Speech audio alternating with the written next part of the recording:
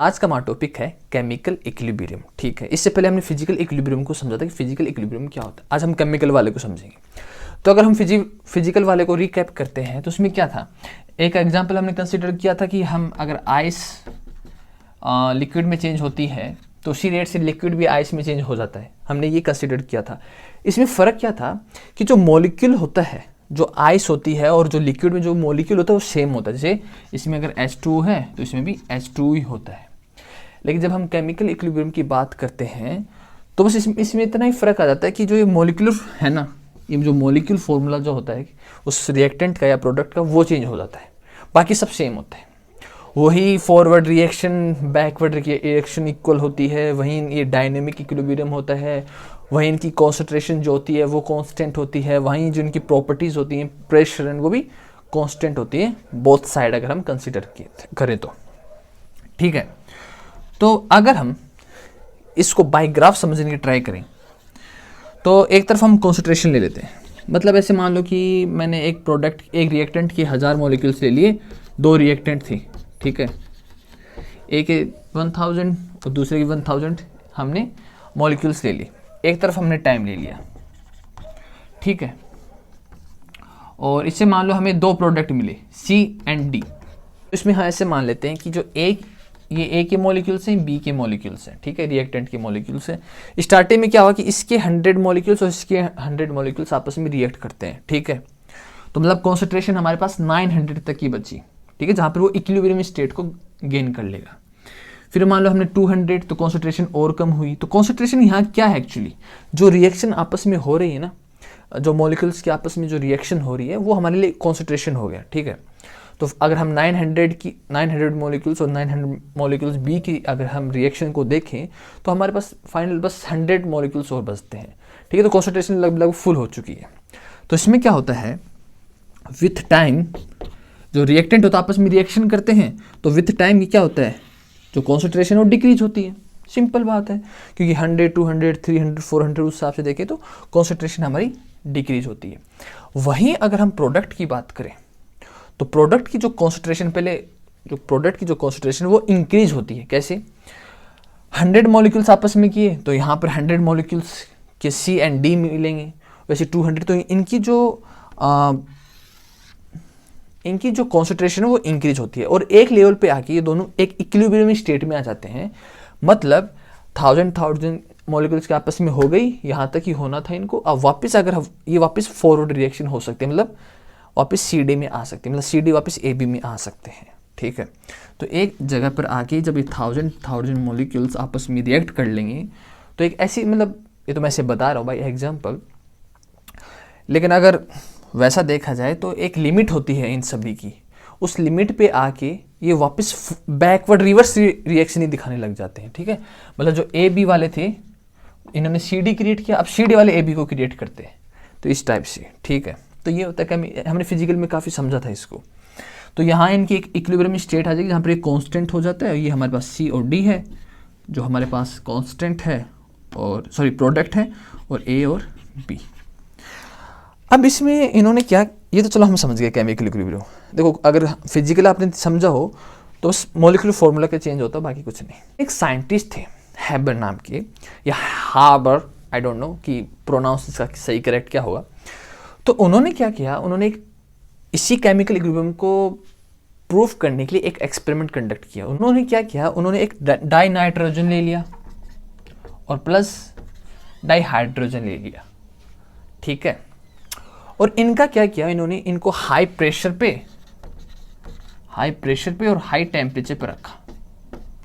ठीक है, high pressure पर और हाई टेम्परेचर पे रखा, तो उनको जाके अमोनिया मिलता है। ठीक है, गैस फॉर्म में ये सभी।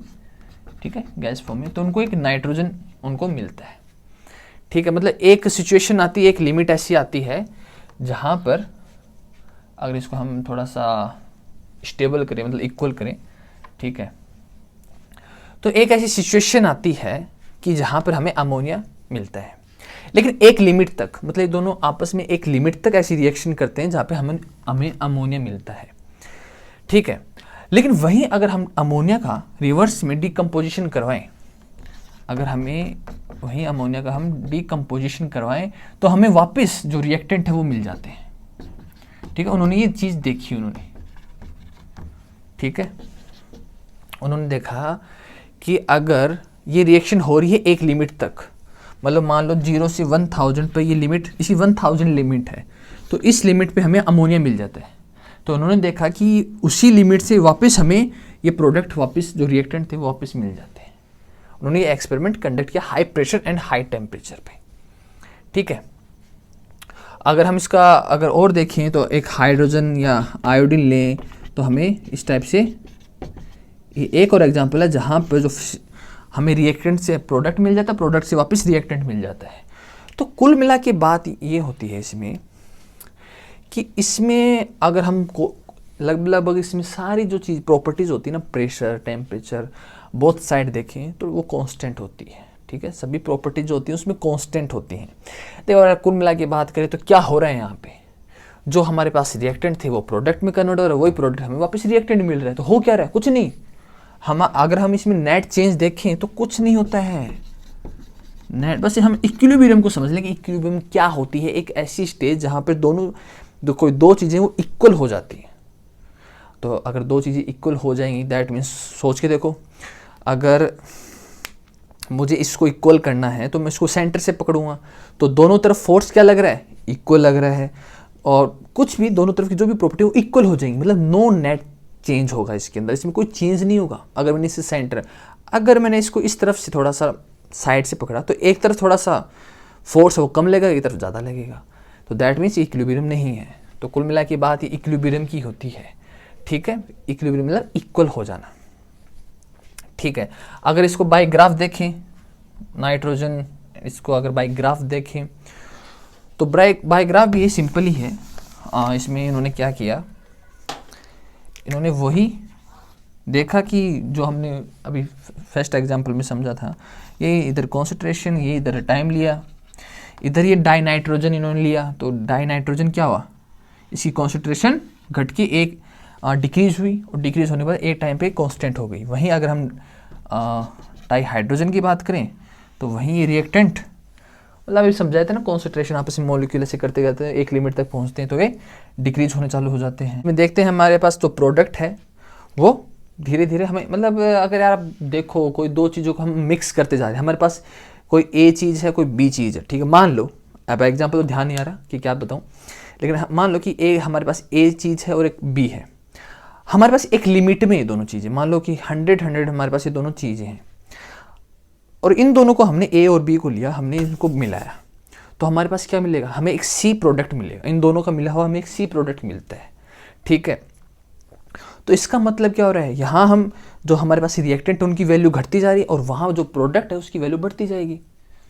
सिंपल सी बात है, यहाँ 100 कम होंगी तो वहाँ 100 हो जाएंगी। दैट मीन्स यहाँ पर इंक्रीज होता है, यहाँ पर डिक्रीज होता है। सिंपल है यार, कॉमन इमेजिनेशन का यूज करो, कॉमन सेंस का यूज करो तो हमारे पास समझ में आ जाएगा। ठीक है, ये हमारे पास हो गई अमोनिया। ठीक है, देखो इसमें ज़्यादा कुछ है ही नहीं यार, कुल मिला के बस ये बात, अगर आप ज़्यादा डिटेल में जाते हो तो इसमें कुछ मिलेगा नहीं, बस इतना है कि इस मॉलिक्यूलर जो फॉर्मूला जैसे 2NH3 है तो N2NH2 ये हो जाता है। और फिजिकल में क्या था, बस मॉलिक्यूलर फॉर्मूला जो होता है वो चेंज नहीं होता। तो आई थिंक इसमें आपको केमिकल इक्विलिब्रियम, फिजिकल इक्विलिब्रियम समझ में आ गया होगा। अब इसका थोड़ा थोड़ा डिटेल में हम पढ़ेंगे कि इसके कांस्टेंट लॉ क्या होते हैं, सब कुछ।